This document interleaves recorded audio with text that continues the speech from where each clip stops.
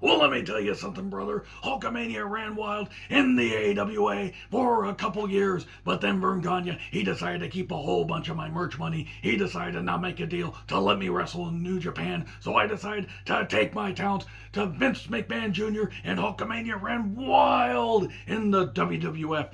But what if Hulkamania had stayed in the Midwest? Would Vern Gagne had stayed afloat? Well, anyway, let's talk about it. I'm John Rethnam with my real honest thoughts on what if Hulk Hogan had never left the AWA. Yeah, this is a fun scenario. I did one on Bob Backlund. You can check that out. What if Bob Backlund had never left the WWF in 1984? Boy, that Hulk Hogan impression. I gotta stop doing these impressions. I'm 41 years old. I really gotta stop doing that. But I'm doing a series of these what if videos.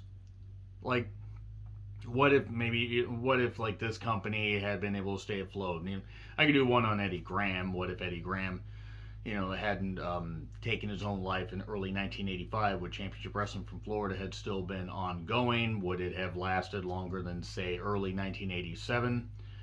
But it's just fun to do these because it's fun to dive into the history. It's fun to talk about the possible scenarios and everything, because Hulk Hogan in the AWA helped bring that promotion up to huge business. They'd always done good, steady business with some spikes and everything, because Vern Gagne had been smart enough, being in the formation of the television era of professional wrestling, earning the money as the U.S. champion, to become, the owner of the AWA, along with Wally Carbo and a few others. Those were the main two, but the whole point is he had different partners. And he set up this wide area, all the way from Minnesota, all the way out to the West Coast. They had run shows. They only ran like 15, 16, 17 events a month, and then there were a few months where they ran steady for the entire month.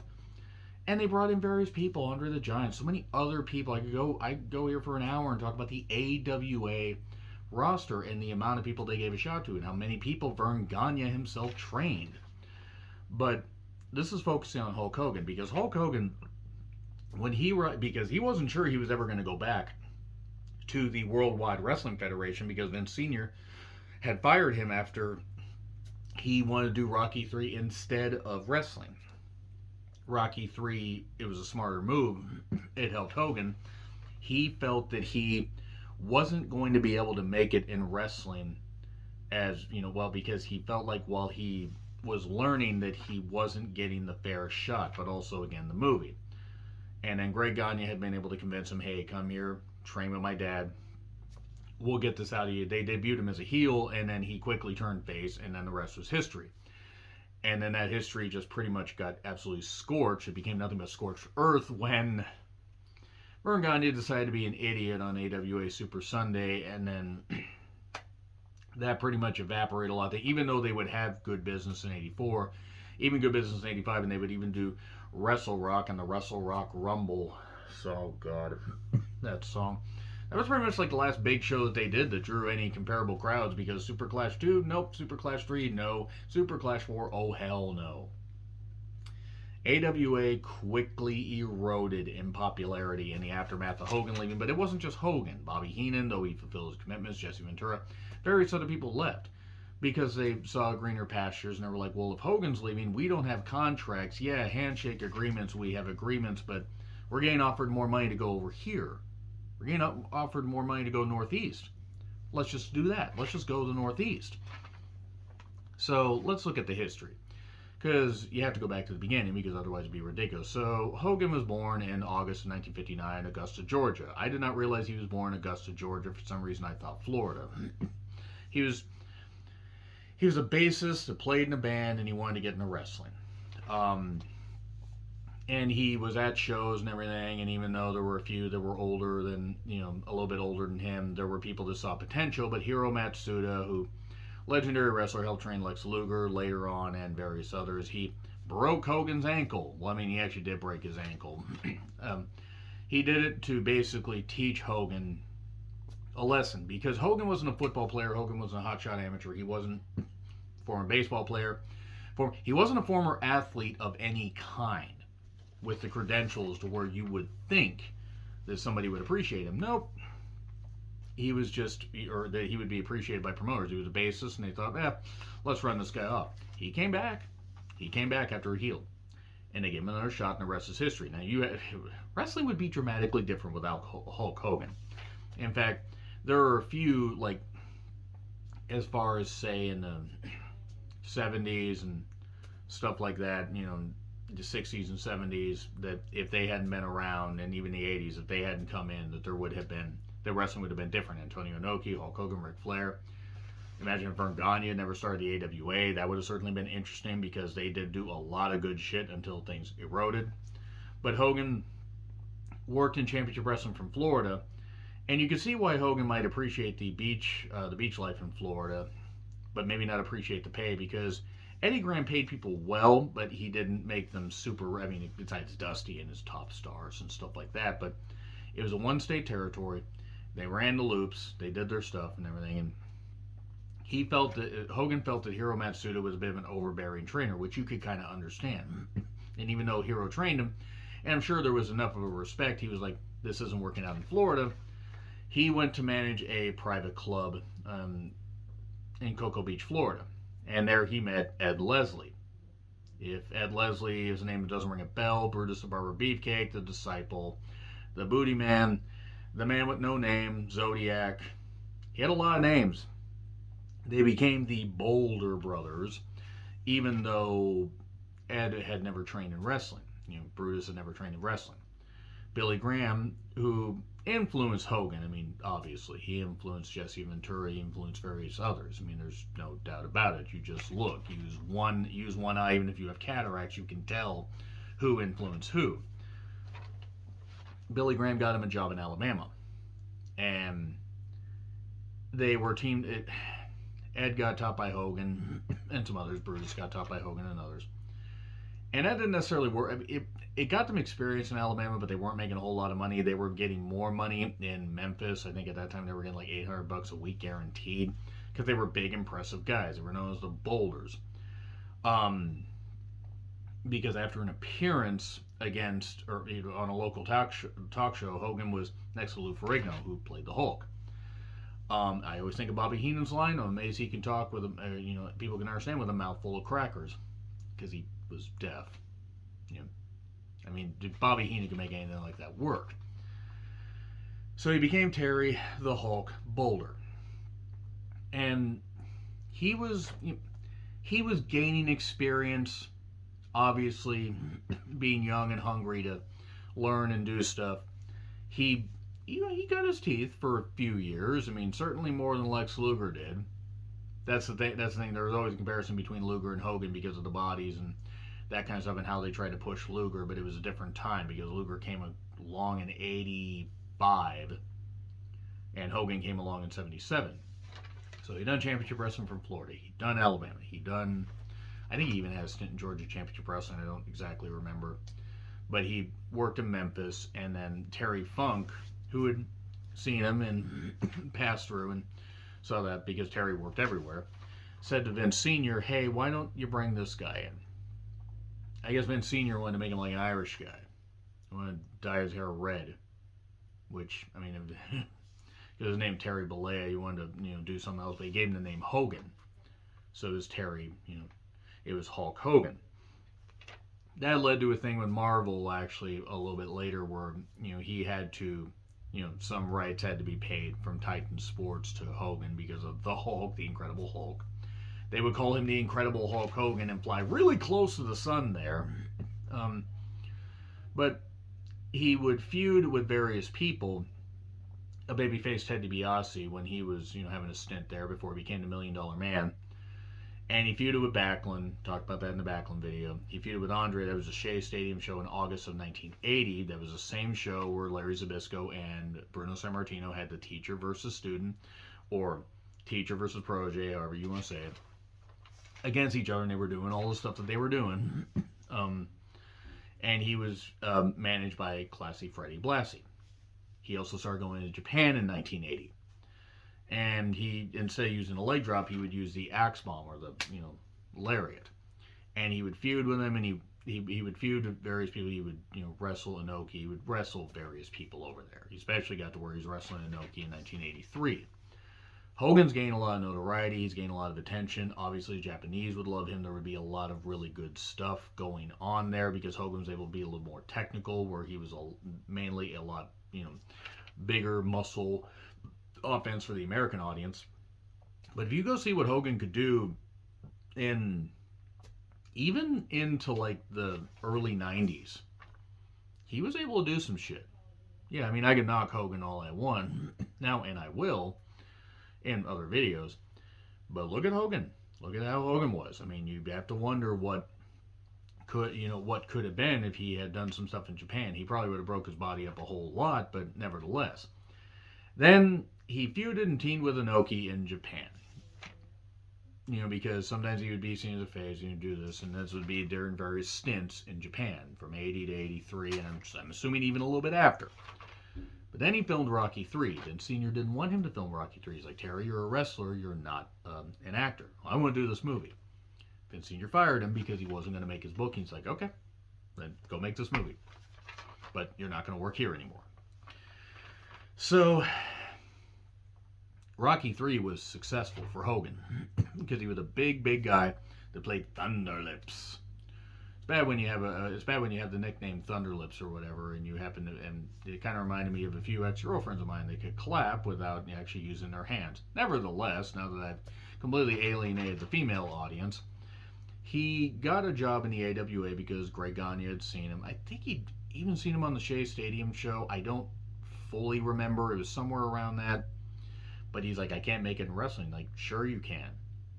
Like, my dad can help you. That's Greg's story. I mean, who knows what actually is. I mean, I assume that Greg actually did help get Hogan that job. And in July of, maybe it was May of 80, it might have been May of 81, actually. Luscious Johnny Valiant was his manager. And he was beating people up in the studio, saying he was just beating up Jobber, beating up people either 1-on-1, 2-on-1, 3-on-1, 4-on-1. And he was a monster. He was going to be a monster heel. That lasted very, very little. Luscious Johnny Valiant did not last as his manager because the fans quickly turned and realized, hey, wait a second, this guy can do some impressive shit. And he looks way better than a lot of people we've been looking at for the last number of years. No offense to Nick Bockwinkel or various others, but we've been seeing a lot of the same guys. And holy shit, here's this guy with these big old muscles and his blonde hair, and talking about just being the size of a goddamn skyscraper. Even talked to Mean Gene, and one of his first promos said, you can refer to me as Mr. Skyscraper. And he quickly turned face in July of 81. He feuded with Jerry Blackwell, who you wouldn't think Jerry Blackwell actually would be able to move as well as he did, despite being just under or north of 400 pounds and able to move pretty goddamn well. And that was a feud that ended, I believe, in the late 81, early 82. And then he would get various shots against Nick Bockwinkel. He would win battle royals, he would get shots, he would do this. But Nick would always find a way to escape. Always find a way to escape with the championship. And then we finally built it up where he was getting the shot, because he would team with others, he would feud with others. But the ultimate goal was to get that ultimate shot against Nick Bockwinkel.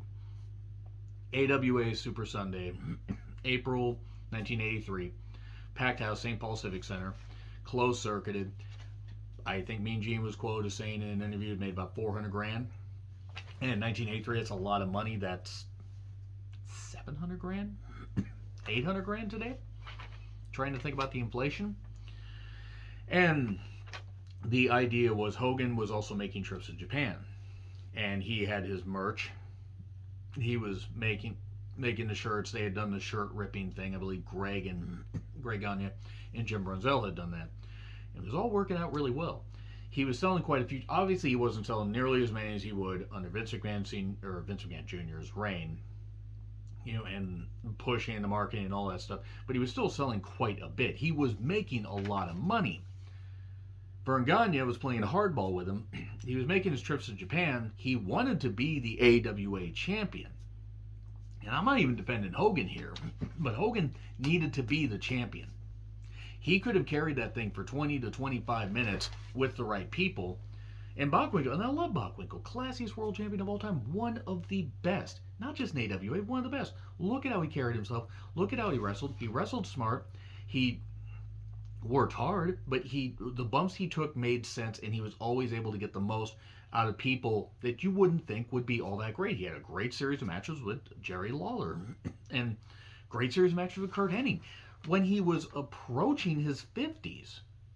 And in fact, I think he had one of his last official match, at least on U.S. soil, was at Slamboree 1993, and he was near 60, I think, close to it. So he was still, an expert wrestler. I mean, even as Hogan was on the rise. But all the stuff with Super Sunday, and I talked about it. You can check out my full review of AWA Super Sunday. But Vern Gagne basically kept playing hardball and said, okay, well, if this, I'm going to get, I want a percentage of the merch, and I'm getting some of your Japan money. Hogan said, no, you're not. Because that was stuff that he was doing separate from the AWA, because there were no contracts. He was doing his own thing. The merch, I get. A 50-50 split would have been fine. Because Hogan still would have earned a lot. He still would have been able to go to Japan. He still would have been able to do his stuff. And then he still would have been able to have a hell of a goddamn career. Would it have been as hot as it would have had he not gone to, like when he went to WWF? No, it probably wouldn't have been as hot, but Hogan still would have been able to set the AWA on fire. Hogan didn't win. He did this thing where Bockwinkel had him in a sleeper, tipped over, he went over the top rope. They had a second referee thing, leg drop, 1, 2, leg smash, I believe was the announcer said, or commentator said, I forget what his name was, he was a weird guy. 1, 2, 3, Hogan wins, place explodes, he's got the title on, he's got all this and everything, and they're all happy. They're like, finally, this reign of terror, Nick Bockwinkel, we love to hate Nick Bockwinkel, but this new guy, our new hero, is a champion, and they took it away. And the fans said bullshit. They were throwing trash in the ring. I think there were fans ready to rip chairs up and throw them in the ring. They were pissed. And it's not like pissed, okay, we're pissed, but we know our hero's going to get it again. Like, you build all this up, you kept doing all this, and you take it away from us again, Vern? No, bullshit. And they did other shows like that. Then they did a couple shows like later in the summer where they would do that, and Hogan, do more packed houses, and Hogan didn't win the title, and the fans eventually got burned and got skewered. And even though they were still doing business and would do business in 84 and the other years that I mentioned, Vern burned his bridges with a lot of fans. He burned the goodwill. And then Hogan made the deal with Vince in late 83 to go, and he had already filmed all his vignettes and all this stuff because it was syndicated television, and he then left for more money because Vince was guaranteeing him more money. He was on cash flow, but he was guaranteeing him more money. And he won the title from the Iron Sheik on January 23rd, 1984. And that was around the same time where Iron Sheik had apparently talked to Sergeant Slaughter and said, the coach wants me to break Hogan's leg, bring the AWA title or the WWF title to him for $100,000. Don't do it, Sheik. Don't do it. $100,000, a lot of money. And he's like, let's talk to Vince. Let's do all this stuff and everything. You're going to make a lot more money here. And he did. He was making he was making 10 to 15 grand a week some weeks. I think like for 84, 85 by 86, let's be perfectly honest, so things were going down. But he was making money. He made a lot more money than he would have had he done that. And not only would it have killed the World Wrestling Federation, it would have killed Sheik's career.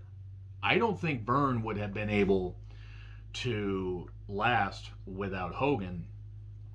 And what he would have done is it would have been like, okay, other towns would have said, we're not going to go to the AWA because what's this guy going to do? We leave and he's going to have somebody break our leg that used to work for him. Fuck him. We're not going to work for him. So it actually would have had a more adverse effect on Hogan, it would have had an adverse effect on WWF and on Hogan, depending on how long the leg break took to heal. But it would have had a more adverse effect on the AWA. So anyway, now we get to the part of the video, after going through all that history and all that stuff. What if Hogan hadn't left the AWA? And the more I thought about it, I'm like, the Bob Backlund one, I came up with more scenarios. Now, Hogan could have turned as a heel at some point, maybe, but he probably would have had to have stayed a face. If Vern had conceded to Hogan's demands, let him do the Japan stuff, because, again, they only ran 15 to 16, 17 events a month. So Hogan would have been able to do that stuff, and the champion doesn't need to be on every single show. You keep him special. 50-50 split on the merch. Let Hogan win at Super Sunday, have that big crowd reaction. If Hogan had lost it to Bockwinkel in like November of '83 and had gone to Vince, they would have gotten something out of that. But if run with the title for a year or two, so he would have had to have lost the title if they did Super Sunday 2, Electric, why the hell didn't we do this before Boogaloo? Run with it until '86. He would have held it for a number of years. It would have prevented Rick Martel from being the AWA champion. All due respect to Rick Martel, who did great, but at that point, nobody was going to save it. Rick was great, but Stan Hansen would have been the AWA champion, which probably would have worked out better for everybody involved because Stan was already making intense, boatloads of money in Japan. But who could he have feuded with? Obviously, would have had to stay to face, so he could have faced Bockwinkel in a series of rematches and beaten Bockwinkel, because Bockwinkel by that point was well established and didn't need to be the champion. He could have won it back from Hogan, in '84, '85, and then Bockwinkel could have passed it to Curt Hennig. And maybe Hogan could have left at that point, but it was a perfect storm and Hogan had to be the guy to leave. He could have feuded with, if they had decided to bring in Sergeant Slaughter, even though he had the Hasbro deal with, Slaughter had still done that, and Slaughter had ended up being a heel, he could have feuded with him, or they could have had Hogan and Slaughter team up, which would have been interesting, and then you could have Slaughter turn heel down the road. Jerry Lawler was working with the AWA. Memphis was working with the AWA. You're telling me Hogan and Lawler couldn't have been something interesting? It would have been interesting to see how it would have done in Memphis. It would have done very well in Minnesota, I believe, and surrounding areas. Baron von Raschke, but Baron von Raschke went from the Jim Crockett promotion, the Carolinas, to AWA, and then back to the Carolinas, and even had a stint in WWF, but not for very long. He could have feuded with Larry Hennig if Larry Hennig wanted to go out as a heel, but Larry by that point, I think by '83, '84 was almost done because he'd been wrestling for a while. Larry Zbyszko, he came in '84. Larry would have been a great. I think Larry versus Hogan could have been a hell of a goddamn drawing feud. And there would have been other people he could have feuded with. Hell, Hogan could. Greg Gagne, it could have been Greg Gagne versus Hogan in a battle of respect, and Hogan could have beaten him, developed a bit more of an edge.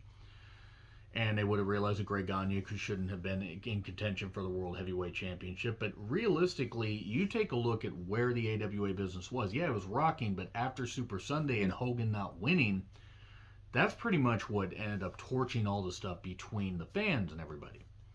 Between the fans of Gagne and all that. So I don't think that they would have worked out nearly as well in the long term. It would have affected both companies badly. Vince could have gone with Slaughter as his champion, and he could have beat the Iron Sheik. It wouldn't have been as hot as Hogan, but Slaughter could have definitely carried it at least for a bit. There were rumors that Hogan won, or Vince won Kerry Von Erich, which, good God, that wouldn't have worked. He couldn't have gone with Snuka, even though Snuka as champion would have been interesting. How are you going to get it off of him, and how are you going to be able to keep him going, especially by the time '84 came around? This was just after he had murdered Nancy Argentino, by the way. And basically what it just ended up coming down to is, like, the more I thought about this, the Backlund one, I felt dived into a few more interesting scenarios. Like, with this, there were a few ideas for Hogan to be the champion, and he could have kept business hot for a bit. But Vern was already he was so old, he was still wrestling on the cards occasionally. God, I think he wrestled on one card in, like, '80. I think he wrestled in the Wrestle Rock Rumble. And even in the '87 on occasion.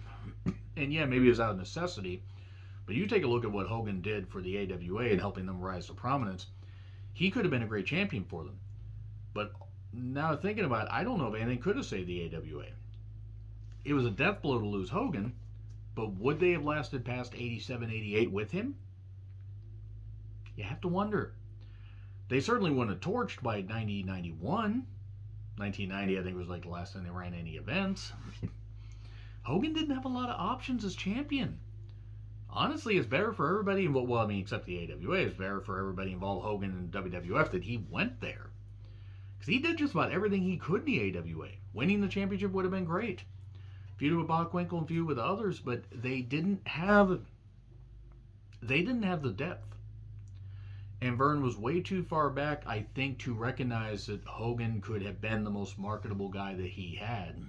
And ultimately, he ended up killing the Golden Goose. Yeah, you could argue that Hogan should have done business right, but I don't blame Hogan for leaving. He was being offered more money. Verne should have played ball. He didn't. And even if he had, you have to wonder how long Hogan could have lasted. Anyway, so let me know your thoughts in the comments. Like, share, subscribe, Twitter handle in the description. I'm John Recklin. I'll see you soon.